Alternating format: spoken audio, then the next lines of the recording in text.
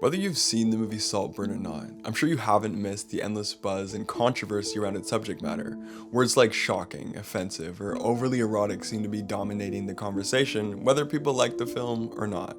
And in this video, as someone who enjoyed the film, I want to discuss why I believe Saltburn is beautiful, and the tragedy, discomfort, and sexuality all seem to have a very necessary purpose. So let's discuss this film in 4 sections: the message, the realism, the irony, and the beauty of Saltburn in this spoiler-free analysis.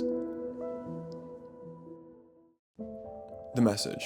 If you've seen my previous video on Saltburn, we'll go over a few ideas from that video, but I will be discussing plenty of new ones along the way, so I hope you enjoy.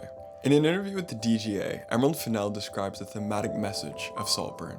I wanted to write something about desire, the type of desire that grabs you by the throat and pins you to the wall. It's about not being able to touch the things you want to touch. The film's most central theme is our insatiable desire for the things we can't have, and if we do somehow get those things that we want, we still don't seem to be satisfied. We now want something more.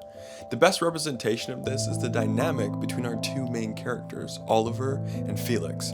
In the opening scenes, Oliver is awestruck by Felix. He stares at him, follows him, and ignores his closest friends to see Felix, because Felix represents everything Oliver doesn't have: possessions and popularity.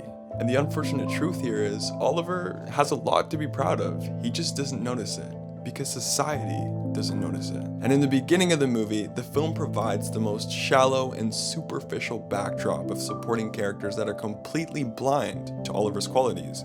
The students at Oxford University only notice his cheap clothes and awkward demeanor.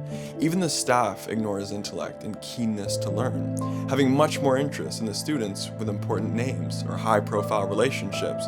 And from a filmmaking standpoint, this is done with the utmost subtlety, to the point where the ignorance of Oxford in this movie might just go right over the viewer's head. The message is never beaten into us or spoon-fed to us, which adds enormously to the realism that Emerald Fennell loves to embrace so much in her timeless and authentic filmmaking style. The realism. The hyper-realistic environment that sets the stage for the story is also a critique of our world, because we, as much as we might hate to admit it, may just be as shallow as the popular kids at Oxford, as well as the ones like Oliver who are dying to hang out with them. It's the same reason why many of us follow every move of influencers and celebrities, admiring individuals for their physical beauty and lifestyle rather than their talents or accomplishments. Countless psychological theories indicate the reason we watch reality shows or follow famous vloggers is because we get a chance to live through them vicariously. A day in the life, as some of these vlog episodes are literally titled.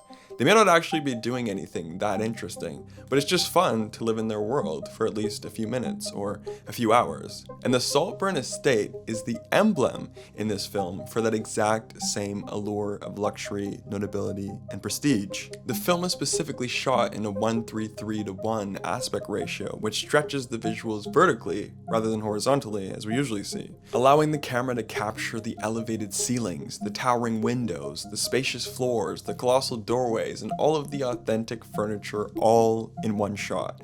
In an interview with the New Yorker's Radio Hour podcast, Fennell says she wanted to shoot the film in the sexiest way possible. And by sexiest, she means alluring, entrancing, and dreamlike, as if a home like this only exists in a personal fantasy. But as said before, Fennell isn't satisfied with just the surface level beauty. She always acknowledges the darker reality. And we can't blame Emerald entirely for unapologetically grim and graphic taste. We partially have to thank the other horror creatives of the industry for that. In the modern film industry, since about the mid-2010s, we've had this sudden new wave of horror and thriller directors that like to use some of the most intense, graphic, shocking, and bizarre imagery, whether sexual or violent or both at the same time, such as Ari Aster with Hereditary and Midsommar, or Robert Eggers with The Witch and The Lighthouse, or even Yorgos Lanthimos with The Lobster and The Killing of a Sacred Deer. But fortunately, all of these directors seem to use this shocking and bizarre imagery and narrative to symbolically bring forward some very interesting and philosophical ideas. Just like Eggers and Aster director Emerald Fennell has an untamable fascination with discussing what we are afraid to discuss, or at least what we are not supposed to discuss in movies. And this shameless, zero sugarcoating approach to filmmaking allows Fennell to explore our humanity in its rawest and purest form.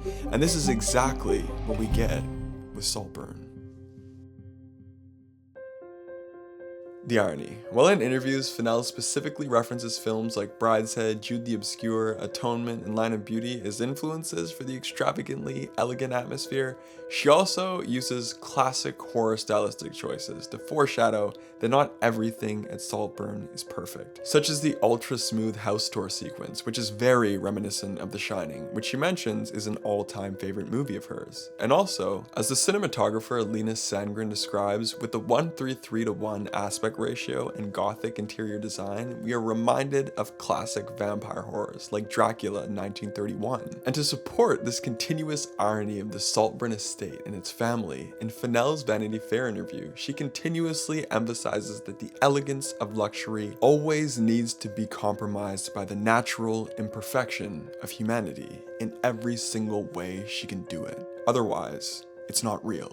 For example, there's this dismissal of the sheer beauty of the home by Felix as he tours Oliver around the house. We never really see the details of the house because Felix isn't really paying attention to the details of the house. He is simply getting through it. He never learned to appreciate it, and maybe he never really needed to. It's the same reason why Fennell specifically puts an empty Diet Coke can in front of a several $1,000 tapestry and dresses Felix's character in dated 15-year-old fashion, as she describes, like a rubber Livestrong bracelet, an eyebrow piercing, long sideburns, and an airplane seatbelt belt. Ultimately, nobody and nothing can exist without flaw. One of the most glaring examples of this consistent irony is Elspeth's character. As regal and beautiful as she looks, she's incredibly shallow. In the teaser, we hear her say, "Oliver, I have a complete and utter horror of ugliness ever since I was very young.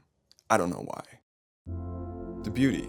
Emerald Fennell is telling us that we are most interested in getting a peek into the personal, private details of another individual. It's much more enticing, and we are not very interested in what the person is willing to show us. We want to know the imperfections that are hidden behind what the person presents to the public, and the more discreet the personal issues are for the person, the more we want to know. This is why so many of us enjoy gossiping with friends and eavesdropping in public, as long as the subject matter is juicy enough. In the film, we always hear conversations we're not supposed to hear through the creaky floors and walls, and we see personal moments we're not supposed to see between hidden spaces and doorways and windows. Emerald Fennell highlights that we are interested in the juicy hidden details in people because it is the most human aspect of them. We are always attracted to the most human form of another person. To be human is to be imperfect, to have issues, to have tragedy, to have insecurity. But we often hide these things. As the cinematographer describes, this concept is also embraced in the aspect ratio.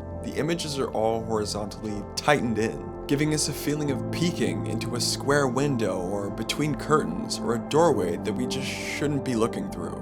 The characters whose humanity hasn't been tainted by overwhelming riches and influence are drawn to those who have riches and influence because their life looks beautiful. And those other characters who have riches and influence are drawn to those without it because their untainted humanity is beautiful. These two wildly different creatures are drawn closer and closer together like magnets, with only their deepest secrets and insecurities holding them back from one another.